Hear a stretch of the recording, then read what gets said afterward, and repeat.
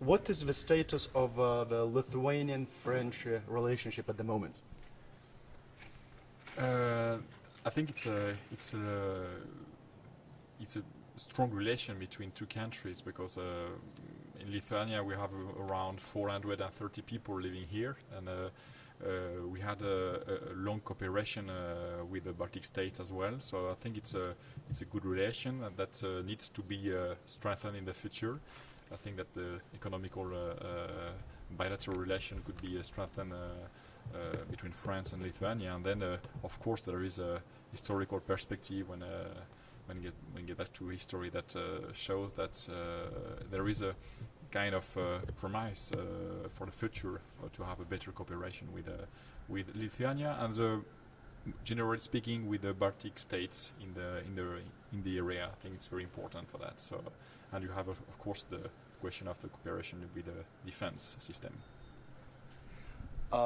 You're responsible for French-speaking population who live in Northern Europe. Could you explain to us how the system works in the French Parliament? Because it's very, very interesting. Well, actually, it's a new reform which was set during the presidency of Nicolas Sarkozy. That was in 2008 that we had that we created 11 constituencies for the French people living abroad, and then so the first election was in 2012. And we got 11 MPs. That was the same, and so we didn't create, we just reshaped the constituencies in France in order to have the same number of MPs in the parliaments. And so we have now 11 MPs representing the French people living abroad. And that's a new thing, a new step in a very complete political representation of people living abroad, because we have the Senate. With historically, we have 12 senators representing as well the French people living abroad, and then we have also local councillors, which are called consulate councillors, who also try to get involved in local affairs in the different countries, with the consulate, with the schools, the language, and the future of the kids who most of the time have a bicultural background. So it's a very interesting thing, and we hope that. So I've been traveling in different countries, and we hope that some other countries will adopt that system. I know that Iran has the same problematic, so it's very interesting for me to exchange with the other diasporas or other minorities in the world.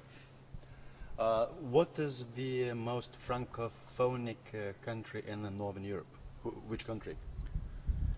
Well, my constituency includes 10 countries, including the 3 Baltic countries. And I think when I say north part of Europe, you have the Scandinavian countries, you have Iceland, and then you have so northern countries, Scandinavian countries, Baltic countries, and then United Kingdom and Ireland. And I think Ireland is the most francophone country, as you have a lot of people learning French, and there is a strong relation. I would say that Scotland, which is a part of United Kingdom, is also very keen on the French culture. And I think that the Baltic countries have also a new role in the francophone relations, as you have Lithuania is, for instance, a member of the International Organization of Francophonie. That means that a lot of people working in the public sector can learn French and try to have more relations with the administrations in France, with the public sector as well in France. So I think we are on the process, and that's to come back to your first question. We are in the process to build a new relation with Lithuania. What should be done for Lithuania to become more francophonic? I think that you have a potential here, as the people can have different languages, and Lithuania is a pretty much a recent country. It does have a lot of troubles and things like that in the past, and I think that the francophonie not only the French-centered perspective, but the Francophonie with the different countries in the world where we can exchange in French or have partnerships could be a very interesting future for Lithuania in terms of mobility, because I think there is a desire from the youth here in Lithuania to have more mobility. So I'm pretty sure that we can strengthen the mobility if Lithuania gets a step forward in the integration in the francophone structure and in the international organization. Talking about the Eastern Partnership Summit in Riga, is France happy about the outcome of the summit? Well, as you know, the Italian presidency was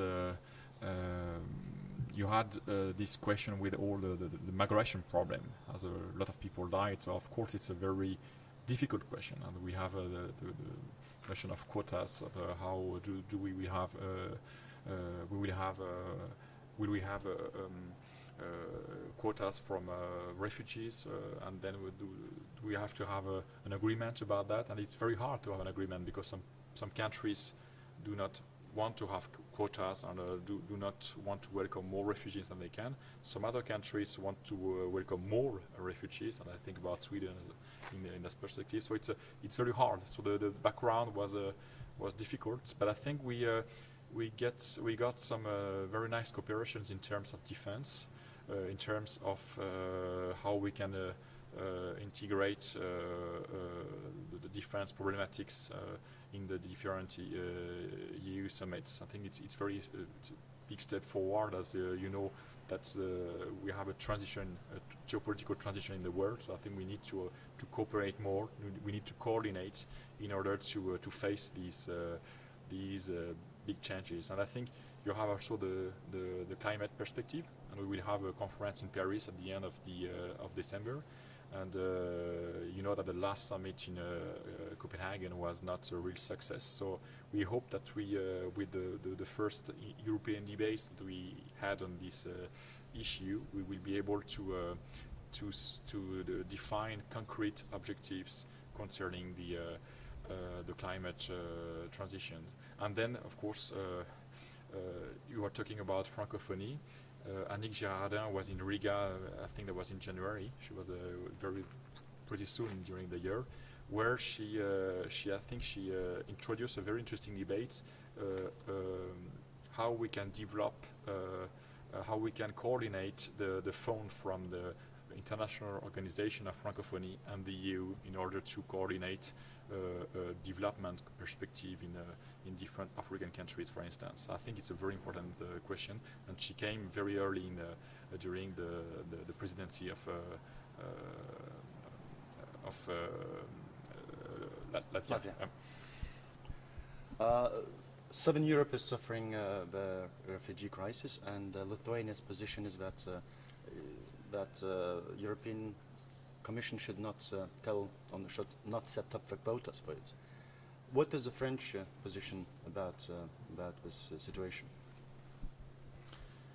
Well, the French position is, of course, we have to be realistic in the way we welcome all these refugees. I think we had this plan for how we can strengthen our struggle against illegal immigration with all these different illegal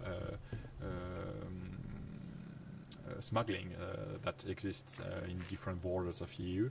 And I think we have a Frontex. We have also the different tools in order to coordinate a better regulation in terms of policies. But then the question of quotas is very important as well, because you cannot have a discrepancy between the countries that welcome all these refugees and then the other countries. So we need to spread a little bit the refugees so that they could, so that the different countries, the different EU members states could reinforce their structures in terms of how to welcome those refugees, how to integrate them. And I think it's a very big challenge for all the different countries. But of course, the question of quotas is a little bit controversial right now. So we'll see about that, but we need to have further discussions. First, in order to struggle against those illegal structures, and I think we had different plans which emerged during the presidency of Latvia, and that's a good step forward. But then the question of integration is very important in those matters. And the last question, I would like to ask about the European Union sanctions against Russia, because the European Union have to decide very soon on the sanctions, if they're going to continue, if they're going to strengthen, if they're going to lift it up. What is the French position on the sanctions against Russia because of Ukrainian events? Well, as you remember, the position of the President Hollande was quite clear last year with the question of whether we should deliver some Mistrals or not. I think that's a question of values as well.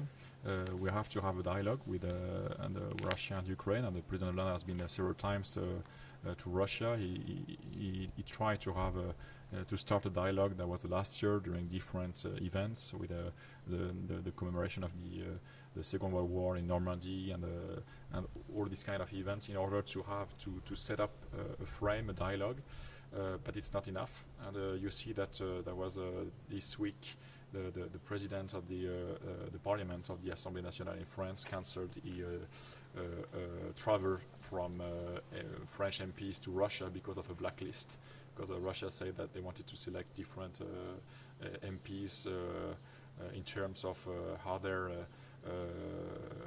France or not, and I think it's not a good approach. We need to come back to the frame, to the dialogue, in order to be able to have better cooperation with Russia for the stability of the area and for the solution of the Ukrainian crisis. I think the Ukraine crisis is very sensitive in the area. We see that there is a strong power from the history, saying that you work with the Ukrainians, so there are some fascists working there, and so I think there is something traumatic in that relation, and we need to clarify that. And I think European Union have those tools in order to bring more peace, because that was the core. That was the heart of the European Union, to bring a zone of peace and stability. So I think we need to go further, to have further discussions, and not only say put blame on Russia, but at the same time we don't have this dialogue right now. Even though President Hollande has been several times to Russia, he had a bilateral relation to Vladimir Putin. He always addressed the questions, so we don't avoid the dialogue.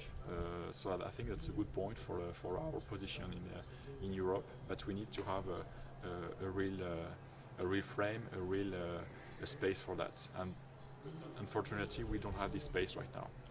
Okay, thank you so much. Thank you very much. Thank you. Thank you.